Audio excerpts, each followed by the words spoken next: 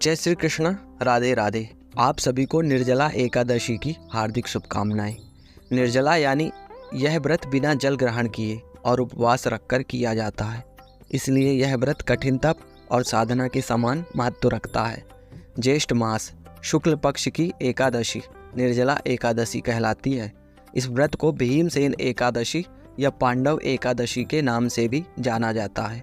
पौराणिक मान्यता है कि 5 पांडवों में एक भीमसेन ने इस व्रत का पालन किया था और वैकुंठ को गए थे, इसलिए इसका नाम भीमसेन एकादशी भी हुआ। निर्जला एकादशी की कथा सुनने मात्र से सभी मनोकामनाएं पूर्ण हो जाती हैं। तो आज मैं आप सभी को सुनाने जा रहा हूँ निर्जला एकादशी व्रत की बड़ी ही दुर्लभ कथा। हस्तिनापुर का राज दरबार आज विशेष रूप से सुसज्जित है। स्वर्ण सिंहासन, श्वेत चंवर, रत्नजित दीप मालाओं की आभा से मंडप जगमगा रहा है। पांडवों के बीच बैठा है बल का प्रतीक भीमसेन, किंतु आज उनके मुख पर पराक्रम नहीं बल्कि गंभीर दुविधा की रेखाएं हैं। हर एकादशी पर माता कुंती, सहदेव, नकुल, अर्जुन, युधिष्ठिर महाराज और द्रौपदी सभी व्रत रखते हैं संयम और श्रद्धा के साथ। लेकिन भीम जो अग्नि से उत्पन्न है, जिनकी अग्नि जैसी भूख है, वे हर बार मन मारकर उस पुण्य से वंचित रह जाते हैं। आज युधिष्ठिर महाराज नहीं बल्कि राजसभा में स्वयं भीमसेन भगवान श्री कृष्ण से पूछ रहे हैं, हे मधुसूदन, मुझे कोई ऐसा मार्ग बताइए कि मैं भी व्रत का पुण्य प्राप्त कर सकूं, किंतु अपने शरीर की भूख की मर्यादा में रहकर। क्या कोई ऐसी एकादशी है जो पूरे वर्ष के व्रतों का फल एक साथ दे दे? भीमसेन के मुख से ऐसी बातें सुनकर श्री कृष्ण मंद मुस्कान के साथ कहते हैं, हे भीम, एक ही एकादशी है, निर्जला एकादशी, जो कि पूरे वर्ष की एकादशियों के समान पुण्य देती है। यह व्रत तुम्हारे जैसे वीर के लिए ही है। तो आइए प्रिय श्रोताओं, इस दिव्य संवाद के साथ आरंभ करते हैं निर्जला एकादशी की पावन व्रत कथा, जिसमें छुपा है मोक्ष, पुण्य और भगवान विष्णु की असीम कृपा का रहस्य। पद्म पुराण में वर्णित निर्जला एकादशी व्रत कथा के अनुसार एक बार युधिष्ठिर महाराज ने भगवान श्री कृष्ण से कहा, जनार्दन, अपरा एकादशी का सारा महात्म्य मैंने सुन लिया। अब ज्येष्ठ मास के शुक्ल पक्ष में जो एकादशी आती हो उसका भी वर्णन कीजिए। भगवान श्री कृष्ण बोले, हे राजन, इसका वर्णन परम धर्मात्मा सत्यवती नंदन व्यास जी करेंगे, क्योंकि वे संपूर्ण शास्त्रों के तत्वज्ञ और वेद वेदांगों के पारंगत विद्वान हैं। तब वेद व्यास जी कहने लगे, दोनों ही पक्षों की एकादशियों को भोजन नहीं करना चाहिए। द्वादशी को स्नान आदि से पवित्र होकर फूलों से भगवान केशव की पूजा करके नित्य कर्म समाप्त होने के पश्चात पहले ब्राह्मणों को भोजन देकर अंत में स्वयं भोजन करें। राजन, जन्मना शौच और मरना शौच में भी एकादशी को भोजन नहीं करना चाहिए। यह सुनकर भीमसेन बोले, परम बुद्धिमान पितामह, मेरी उत्तम बात सुनिए। राजा युधिष्ठिर, माता कुंती, द्रौपदी, अर्जुन, नकुल और सहदेव यह सब एकादशी को कभी भोजन नहीं करते, पर मुझसे भी हमेशा यही कहते हैं कि भीमसेन, तुम भी एकादशी को ना खाया करो। किंतु मैं उनसे कह देता हूँ, मुझसे भूख नहीं सही जाती। मेरे पेट में व्रक नामक अग्नि सदा प्रज्वलित रहती है। जब मैं बहुत अधिक खाता हूँ तभी यह अग्नि शांत होती है, इसलिए मैं उपवास नहीं कर सकता। महामुनि, मैं वर्ष में केवल एक बार ही उपवास कर सकता हूँ, जिससे स्वर्ग की प्राप्ति हो जाए। ऐसा कोई व्रत बताइए।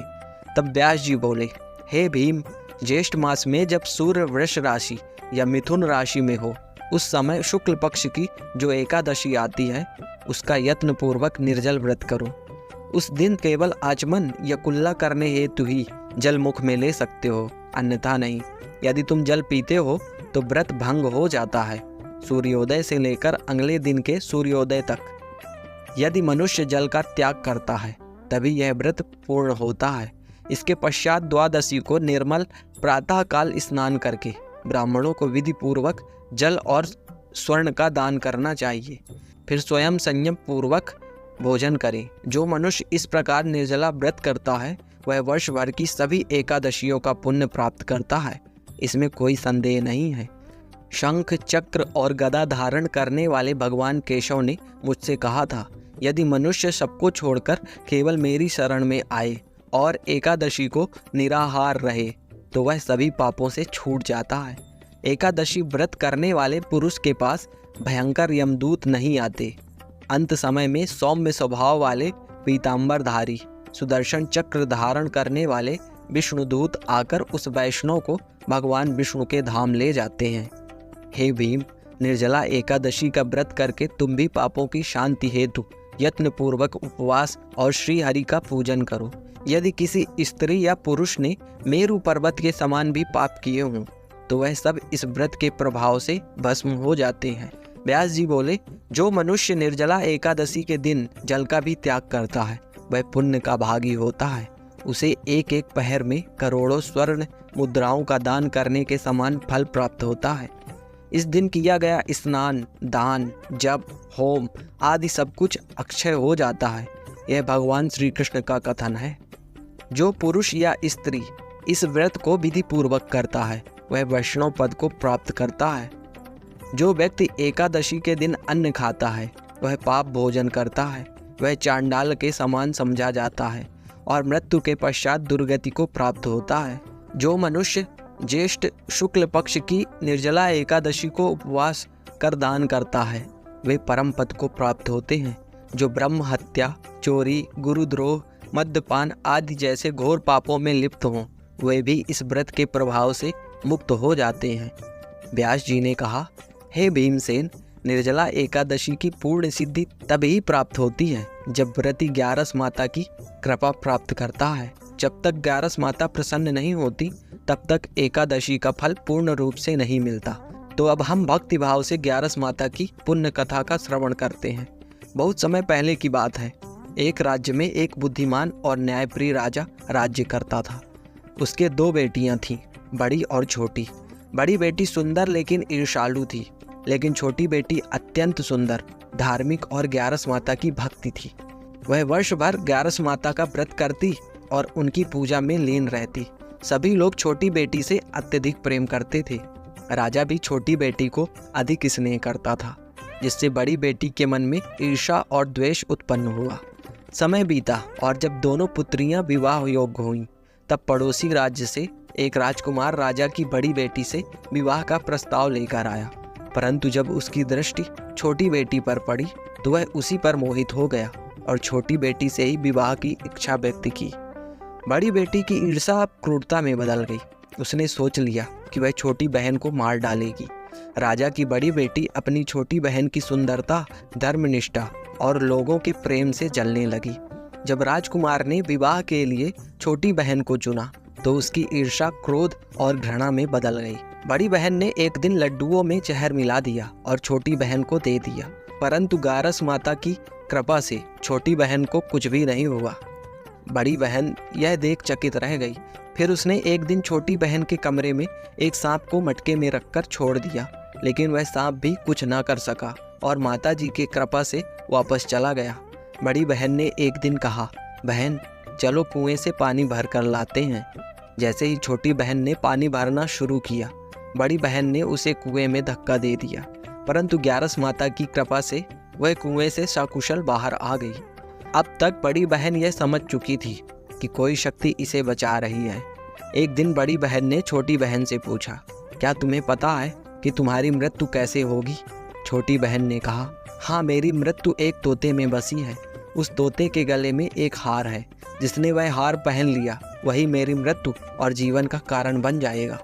बड़ी बहन यह सुनकर अत्यंत प्रसन्न हुई।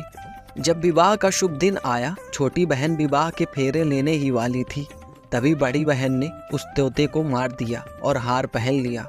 छोटी बहन मूर्छित होकर गिर गई। राजा ने वैद्यों को बुलाया। उन्होंने कहा, यह न मरी है न जीवित है। राजा ने अपनी छोटी बेटी को पुराने महल में पलंग पर लिटाकर सैनिकों के पहरे में रख दिया। बड़ी बहन ने राजा से कहा, पिताजी, आपकी इज्जत दांव पर है। मैं छोटी बहन की जगह विवाह कर लूँगी। राजा ने समाज की दृष्टि बचाने के लिए बड़ी बेटी से ही विवाह करा दिया, परंतु राजकुमार को सच्चाई का आभास हो गया। वह बड़ी बहन से दूरी बनाने लगा और छोटी रानी को ढूंढने निकल पड़ा। राजकुमार पुराने महल पहुंचा, जहां सैनिकों ने बताया कि छोटी रानी वहां मूर्छित पड़ी है। राजकुमार ने उसकी सेवा करनी शुरू की। रात में जैसे ही बड़ी बहन हार उतारती, छोटी बहन फिर से जीवित हो जाती। यह देखकर राजकुमार ने उससे पूरा रहस्य जान लिया। छोटी रानी ने कहा, जब तक वह हार मेरे गले में नहीं आएगा मैं स्थायी रूप से जीवित नहीं रह सकती। राजकुमार ने वहीं बचे हुए फेरे लेकर विवाह को पूर्ण किया और पुराने महल में रहने लगा। पुराने महल में समय बीतता गया। अब राजकुमार और छोटी रानी के जीवन में आशा की किरण फिर से लौटी थी। कुछ ही समय बाद छोटी रानी गर्भवती हुई और एक सुंदर पुत्र को जन्म दिया। यह संतान ग्यारस माता की कृपा और सच्चे प्रेम की निशानी थी। राजकुमार और रानी अपने पुत्र के साथ सुखपूर्वक रहने लगे। एक दिन छोटी रानी को प्रसव के समय अत्यंत वेदना हुई। उसने पूरे मन से ग्यारस माता का स्मरण किया। माता प्रकट हुई। उन्होंने रानी को संबल दिया और संतान को सुरक्षित जन्म दिलवाया। राजकुमार जब रात को लौटा और ग्यारस माता को देखा तो तुरंत प्रणाम किया और उनका धन्यवाद किया। ग्यारस माता ने आशीर्वाद देते हुए कहा, जब तुम्हारा पुत्र 5 वर्ष का हो जाए तो उसके हाथों से वह हार अपनी पत्नी के गले में डलवाना, तब वह सदा के लिए जीवित हो जाएगी। समय बीतता गया। जब पुत्र 5 वर्ष का हुआ, राजकुमार ने उसे समझाया, बेटा अपनी माँ के गले का हार मांगो, वह तुम्हारी जिद पूरी कर देगी। पुत्र ने जैसे ही बड़ी रानी मौजूदा रानी से हार मांगा तो वह सोचने लगी, अब छोटी मर ही चुकी है, हार देने से क्या होगा, और उसने हार बच्चे को दे दिया।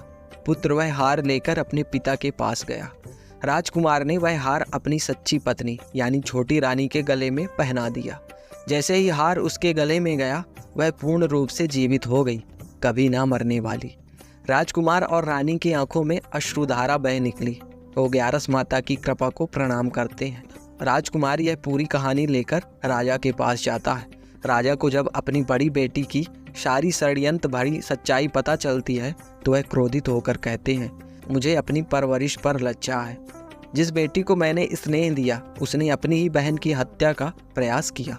राजा ने बड़ी बेटी को महल से निकाल दिया और छोटी बेटी को राज सम्मान और राज्याधिकार प्रदान किया। राजकुमार, छोटी रानी और उनका पुत्र अपने राज्य लौटते हैं। वहाँ उन्होंने भव्य मंदिर में ग्यारस माता की मूर्ति स्थापित करवाई। हर एकादशी को वहाँ माता की कथा सुनाई जाती है और माता का भजन पूजन होता है। जो इस ग्यारस माता की कथा को श्रद्धा से सुनता है उसे समस्त विपत्तियों से मुक्ति मिलती है। जीवन में धर्म, प्रेम, न्याय और मोक्ष की प्राप्त होती है। जय ग्यारस माता, जय श्री हरि विष्णु। तो दोस्तों, आपको ये कथा कैसी लगी? अगर आपको ये कथा अच्छी लगी है तो हमारे चैनल को सब्सक्राइब बटन पर क्लिक करके सब्सक्राइब जरूर करिएगा। जय श्री कृष्णा, राधे राधे।